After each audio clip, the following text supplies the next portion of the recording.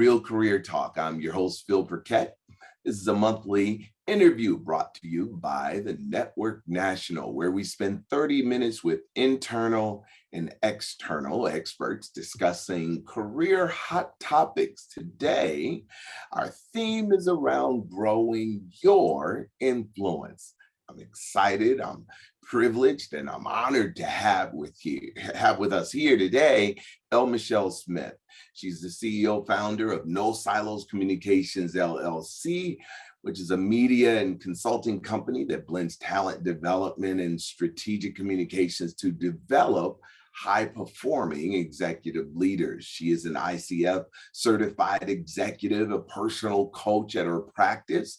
She has worked with many corporations like American Express, Microsoft, Amazon, AT&T, Google, Warner Media, and so much more. She's the author of the award-winning and best-selling book, No Thanks, 7 Ways to Say I'll just include myself, a guide to rock star leadership for women of color in the workplace. She's also starting on her next series, Yes Please, 7 Ways to Say I'm Entitled to the C-Suite, Secrets Women of Color Need to Know Now to Find Their Happy and Win an Exclusive Corporate Culture. She's the creator and the executive producer and host of the Culture Soup podcast, which is found in over 70 countries. She's held officer level positions. You know how we like to hear the folks talk that it probably ain't never did it, but she's done it. She was actually vice president before the age of 30. She fell into entrepreneurship, making her agency's 7-figure sales milestone in 5 years, year 5. She answered to AT&T, helped build their D&I corporate communications capability from scratch. She did it in 2 years. She didn't even stop there. She built another innovative award-winning business model to complement that, which is all about inclusion marketing. She has over 25 years of experience as an elite award-winning communicator, integrated marketer, yes, global agencies. She previously was a contributor to Black Enterprise. She's an adjunct professor of strategic communications at the Texas Christian University Bob Schaefer College of Communications, where she also sits on the board of visitors. Woo! We're happy to have Elle. Hello and welcome to Real Career Talk. Hey, Phil, you know what? Congratulations on making it through all of that. Woo! I appreciate that warm introduction, and I'm blessed and happy to be home with the AT&T network. Well, yes, and we welcome you back home. So now everybody has access to some type of search engine. We can find out a lot about you on Google. Tell us something that we might not find out about you on Google, Elle. What would that be? Oh, what you wouldn't find out? Oh, that's hard. That's a good question. Let's see. Favorite food. Let's do that. Favorite food. I love Indian food. Okay. I love Indian food. And my favorite Indian food is biryani. I'm a new vegan, so I have to do vegetarian options sometimes, especially if they don't have cheese. But I love Indian food. Mm-hmm. All right, Indian food, and you're a vegan. See, there you go, audience. You're finding out. But you can Google that. Oh, well, see, now come on. Okay, we're gonna find out. I tried. We're gonna find out more. Okay. Don't give up on me. All right. So we found out a lot about your career. We have some listeners in our audience that are starting out early. I have a mantra out there. I believe that life is lessons learned. You'll find that tag somewhere out there if you ever look me up, life lessons learned. So what are some valuable lessons that you've learned for those people just starting their career, just high level? What would you say? You know, it's interesting because it's something that I wish that I knew when I was just beginning my career. In fact, I wish I knew this when I was younger. like my daughter's age, and I'm glad she's learning it now. And that is that you have intrinsic value, and it's tied to your story, and understanding who you are and knowledge of self, knowing your identity beyond your name and your title and even your family goes a long way to pushing you forward. If you can recognize that value that you have inside, you can go further faster. Tell me a little bit more about that intrinsic value that you might have based on your history and your upbringing, your learning, your education, all of that. Talk to me about intrinsic value.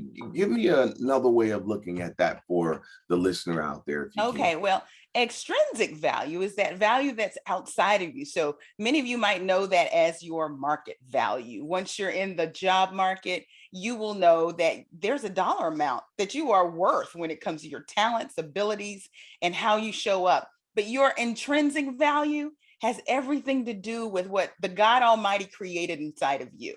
Okay. And that's the good and the bad, because we have learned from our challenges, at least we should have. There are lessons learned, and all of that put together makes us stronger, and it makes us who we are. So that's going all the way back to understand what you've been passionate about, even beyond what you're passionate about today as an adult. And this gets back to your ability to dream and just unlocking what it is that you have been passionate about, what your superpowers might be. At that intersection, we're talking about your purpose. And that's where we're going to find your value. And, I speak from the intersection of applied positive psychology and neuroscience. Okay. And so much of that is built around your happiness and finding success. You've got to find the happiness first in order to be successful. And part of that happiness journey is understanding who you are. And that's the only way that you can be authentic, because otherwise, if you don't know who you are, how can you be you? You end up trying to mimic everybody else you see. First thing that comes to mind when I add this on to what you just said, which is so powerful and in the moment, I appreciate that. So follow up with when I including mistakes. Including mistakes. Yeah. Listen, we learn from mistakes. And as much as we want to go through life and gloss over and make it a big Instagram highlights reel of our lives, the truth is behind those Instagram pictures and between those posts are those gritty moments that make us who we are. And there are some hard truths about ourselves that we have to embrace. And it's not until you embrace that as a part of who you are and let go of the negative feelings about it that you will be unleashed to be your best self. Now, I'll give you a great example. You know what's most inspiring to people when it comes to leaders? It's the stories they tell. Now, let's look at Oprah Winfrey, okay? Undoubtedly, we can all agree that this media mogul is a fantastic leader in the media area, just as a human being, as one of Fortune's most powerful women, and she's a millionaire, multimillionaire. I think she's getting close to that billionaire mark.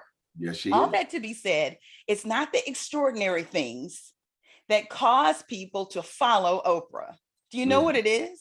It's the story she tells about growing up as a little Black girl who was, ignored, undermined,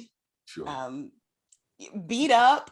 She was beat up. She was misused, mistreated, growing up in the South as a little girl that everyone underestimated. Now, that's a very common story. And that bit of information makes Oprah relatable.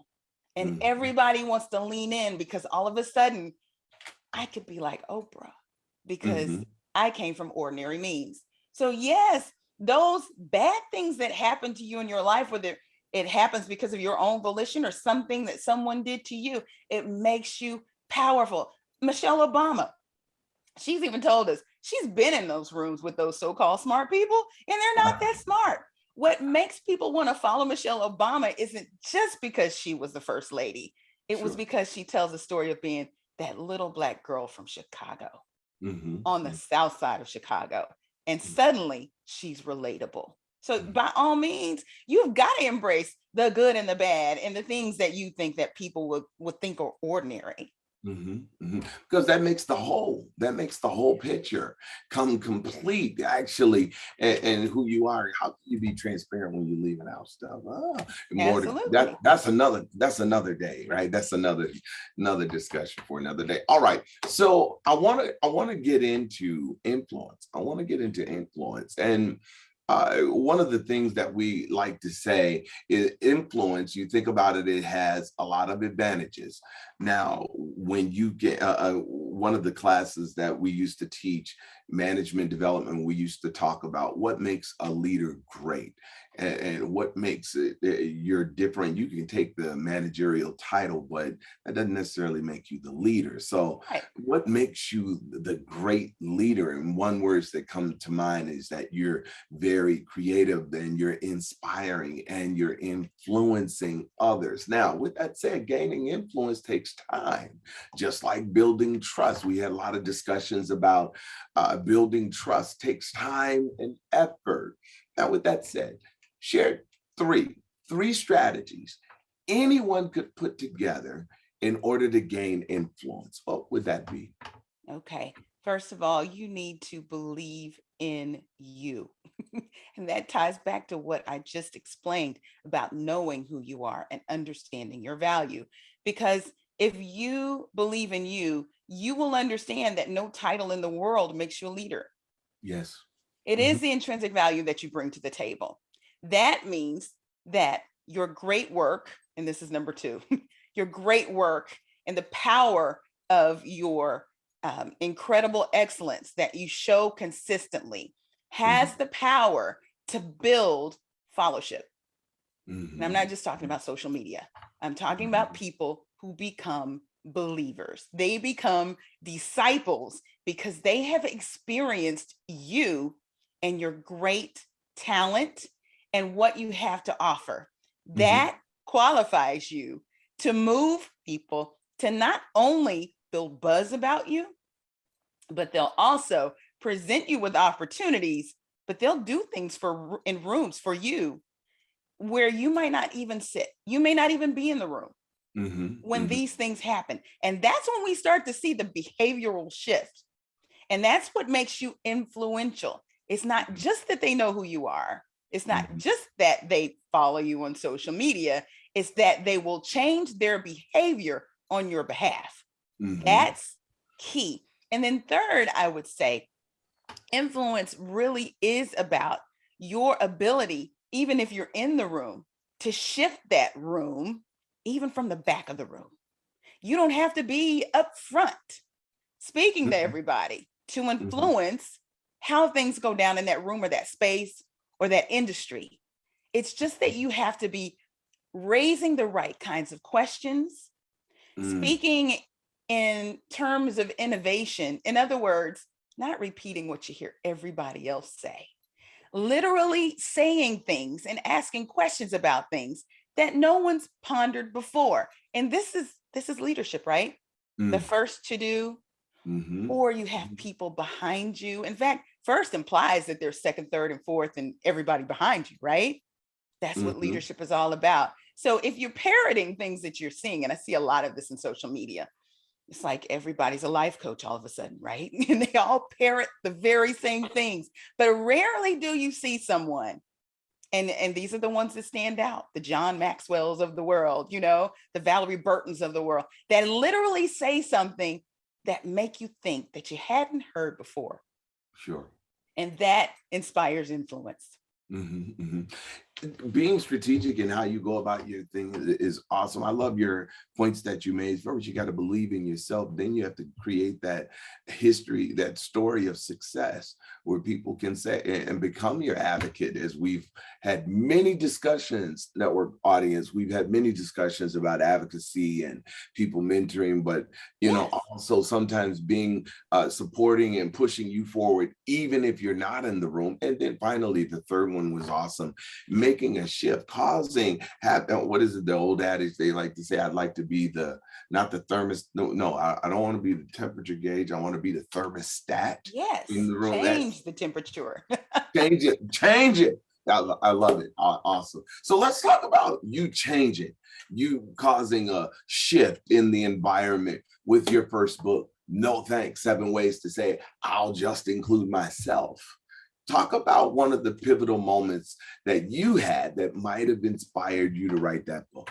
You know, it's interesting because this book was a work in progress since about 2016, and it built upon itself and it morphed over time. The story about the book behind the book is intriguing. I just shared it on my online private network called SlayNet, where we have like-minded people who are all striving to become extraordinary rock star leaders. They come together, they can chat with one another, they can network. I share content, they share content. We have live broadcasts. You get the idea, okay? So I share exclusive content with them, and I just told this story yesterday. And it was that, one, this book started as a result of an idea that I had after I had amassed tons of content as a contributor for Black Enterprise. And the more I was asked to speak, and I was doing a lot of speaking for AT&T, which is how a lot of you know me right now, around diversity, equity, and inclusion, and communications, and marketing, and all of that good stuff.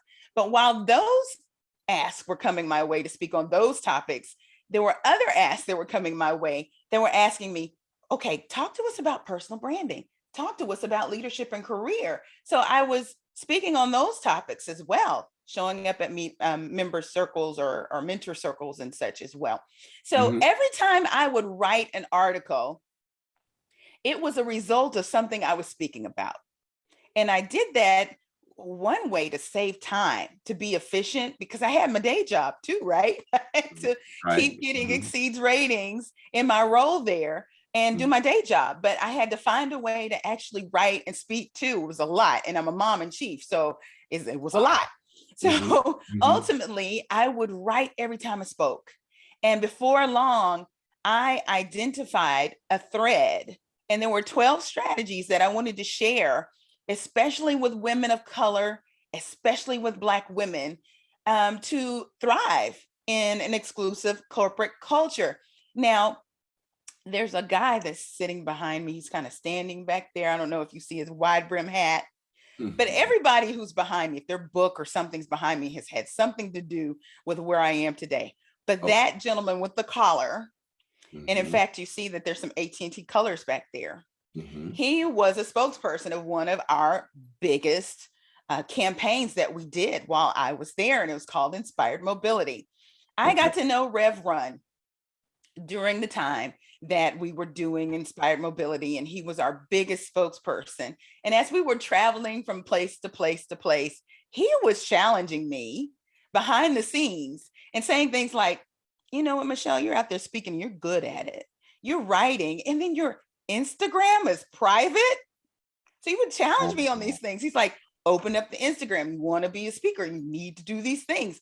Now, his whole entourage, and I say entourage, he's not pretentious at all.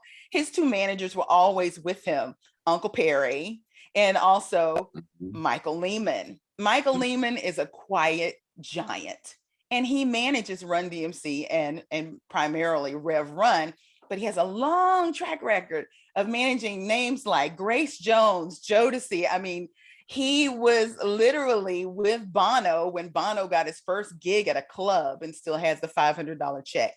This is Michael Lehman. So if you look inside the book, in the acknowledgments, these names come up because one day, Rev Run's manager was with me. One of my signature keynotes when I talked about inclusion marketing ended with me talking about inspired mobility. And there was a big picture of Rev Run that showed up.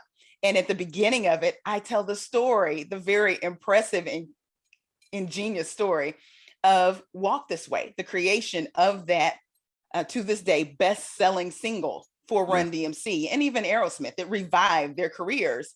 He liked the way I told that story, and he wanted to show up while I was in New York to hear me speak about it.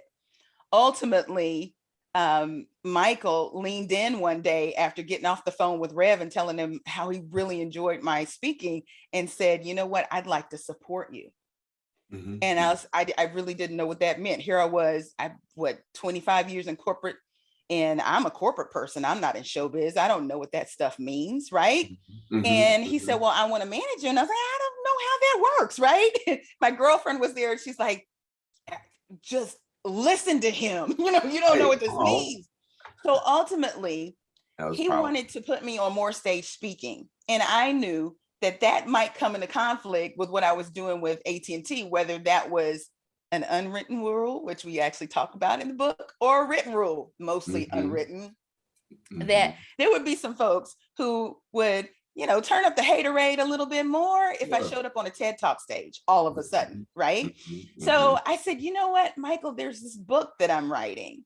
And if you could get me a meeting, I don't have an agent, I don't have query letters, I don't even know what you're supposed to do to pitch a book, but who do you know? And he said, I know some people. So in short order, I was on a plane to New York to sit with the senior vice president of creative services at HarperCollins and meet the senior editor, Amistad Books. And all I did was walk in there. And this is crazy because Valerie Burton, who's a dear friend of mine, she's written 13 books. She's my mentor coach. She's back there too. You can see her. Okay. I'm on the phone with her on the way to HarperCollins in an Uber. I'd been trying to get hold of her for a while to ask her, what do I say in this meeting? I'd never been in a meeting like this before. I could kind of lean into my pitching abilities, as a strategic communicator, but this is publishing. I'd never been around it. She finally calls me back and I'm in the Uber. And she said, wait, what are you doing? So I explained it to her. And she said, well, wait, you're going there? I said, yes, but I need to ask you, what do I need to say? She said, stop. No. Before we get there, you're walking into HarperCollins. And I said, yeah, I am. And I said, why? She said, nobody does that. Nobody does that. What did you do? I was like, well, Michael got me a meeting. She said, well, what did you tell them? I said, I just kind of had an outline. She said, oh my God. She's like, you have a book. I don't need to tell you what to say because these people are already bought in. Right. And I said, whoa, okay. She said, well, just walk into your purpose the way God has set it up for you. You don't need me. Okay, good luck. Bye. So I walk into this office and I walked into that place 3 different times. 2 times while I was still on staff at AT&T. Right. One of those times after I'd left. And this is the pivotal moment for me because in the beginning of the book, you'll see that I'm sitting in the office of the swank office of an officer that I really respected, who was, after I'd gotten my layoff notice, telling me that several of the officers wanted me to stay and they were going to figure out a way to do that if I wanted to do it. And because I respected this person so much, I listened to him. And we had a series of meetings. The second time I came in there, we're drinking Topo Chicos. And he said, you're not going to stay, are you? And I said, you know what? I would, because I really love this company and so many of the great leaders that are here. But I have some things that I need to check off. I had this list of 6 things that I wanted to do to accomplish that I couldn't when I wrote it back in grad school.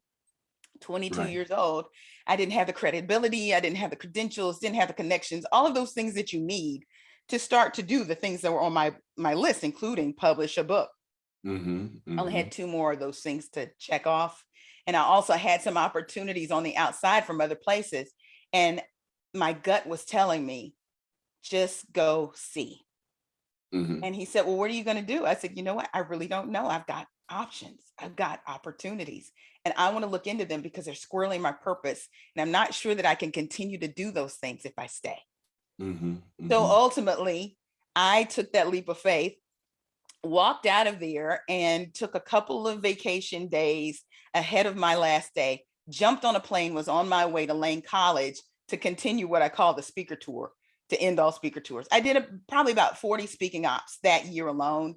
And I was going to sit with Daryl and Bell from A Different World in front of the whole campus and community there at Lane College. If you remember, he's from A Different World. He's my frat brother, shout out 190608, all that good stuff. But we were going to talk about leadership before these kids and students at Lane College. And that whirlwind took me all over the place. I had also decided at that point too, to look into getting my credentials as a coach. And that journey took me to places that I knew I belonged. And this book evolved over time. I didn't get the deal at HarperCollins. Apparently, I was down to a couple of folks in the last pitch meeting, and the senior editor who believed in it so much was so disappointed. But I came out of there with not just a query, a whole proposal that was professionally written. I had myself a marketing deck that I didn't have before. And he also supplied me with 6 other editors at 6 big houses. So the twist and turn is, and I'm going to let you talk here in a second, but the story is amazing. I'm enjoying it. The twist and turn here is this. I went on and got an agent. I secured somebody who was going to look at the proposal, and I was going to give her those 6 names and whoever other relationship she had to pitch the book. But as time rolled on and she kind of sat on it, she started to change the content and suggested I change the premise of the book, and started saying, well, why don't you write about entrepreneurship? You know, that's me too, but that's another book down the line. Yes. And there is a thread in the book around entrepreneurship, but it's not about, you know, launching out on your own. It's using that entrepreneurial spirit, which is the same spirit as a transformational leader, the same stuff they're looking for in these corporate offices. I've got to tell that story. And pretty much she told me, I know what they're looking for. So that's when it hit me. I was like, here we are. We've got someone who happens to be of color, by the way, who was so bought in and centering the white power structure of publishing, just like so many of us do in corporate, that we couldn't see the forest for the trees to know that there were Black women who needed to hear from a voice like mine, who was relatable, accessible, and had lived it from top to bottom, and also had lived that entrepreneurial journey to bring the kind of insight that they could relate to and actually live by. And that's when I said, go ahead. From both sides. Yes. Corporate and entrepreneurial. It was July of 2020. We were in the middle of the lockdown. And I turned to my book coach, and I turned to a friend of mine, Jalen Bledsoe, who's like a 21-year-old multimillionaire. That's a whole other Oprah show. You can check his story out on my podcast, one of the early podcast episodes. But what I heard from both of them was, you've got a story. This doesn't need to sit anymore. And I was like, you know what? I'm just going to do it myself. So within that time frame, the book came out in August of 2020. I self-published this thing and got it out there with all the cultural context around George Floyd, the pandemic, Donald Trump, everything that was going on in that moment, the void in leadership, the void when it came to anti-Blackness, all of these things, and how it became this perfect storm and this moment for Black women to step into their power. Our vice president showed up. Stacey Abrams showed up. Black women were showing out all over the place. And this was the moment for me to say, this is your time. And you don't have to wait for those corporations to get their DE&I ducks in a row. How long is that going to take? It's been 50 years already. Why not still aim for the C-suite now? So let me ask you, and there's so much to uncover with that. I wish we had a lot more time, but I'm going to take a natural shift here and ask you, you know, one of the questions that we prepared for you, talk about, I mean, you look at moving, you were in a room with a corporate executive who wants you to stay, and had the inkling to say, you're not going to. You had access to a visionary, with that, for lack of a better way of saying it, a visionary who was like, look, come go with me.